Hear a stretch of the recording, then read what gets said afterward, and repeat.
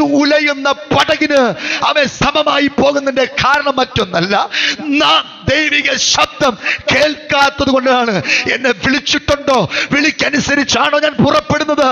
എന്നെ ദൈവവേലയ്ക്ക് വിളിച്ചിട്ടില്ലേ? ഞാൻ ജീവിതകാലം മൊത്തം വിശ്വാസിയായിരുന്നു. എന്റെ ആയുസിനെ തള്ളി നീക്കണമോ? എന്റെ തലമുറയുടെ ഭാവി എന്താകും? നാളെ എന്റെ അവസ്ഥ എന്തായിത്തീരും? ഇതിന്റെ കാരണം ദൈവിക ശബ്ദം കേൾക്കാത്തത് കൊണ്ടാണ്. ഈ കാലഘട്ടത്തിൽ വിശ്വാസിയെ പോലെ അവൻ ജീവിച്ച് വിശ്വാസിയെ പോലെ മരിച്ചു പോകുക മാത്രമല്ല, നല്ലൊരു ആത്മീയനായി, നല്ലൊരു അഭിഷിക്തനായി, അഭിഷിക്തയായി ഈ ഭൂമിയിൽ നിന്ന് അവൻ നാം പ്രയാണം ചെയ്യുവാൻ ഒരുങ്ങാത്ത ഒരു വ്യക്തിയാണോ? അവൻ പലപ്പോഴും ഭക്തന്മാർ പാടിയ പാട്ടുകൾ ഭൂമിയിലുള്ളവർ പാടുമ്പോൾ നമ്മുടെ യാത്രയുടെ അവസാനം ഭയാനകമായി തീരാതിരിക്കണമെങ്കിൽ, അല്പം മുമ്പ് ഞാൻ പറഞ്ഞതുപോലെ, ഭാഗ്യനാട്ടിൽ നാം പോകണമെങ്കിൽ, ഭാഗ്യനാട്ടിൽ നാം എത്തണമെങ്കിൽ, നാം അവൻ വിശ്വാസിയായി മാത്രം ഇരുന്നാൽ പോരാ, ഒരു അഭിഷേകമുള്ള അഭിഷിക്തനായും അഭിഷിക്തയായും ജീവിപ്പാൻ നാം തയ്യാറാകണം.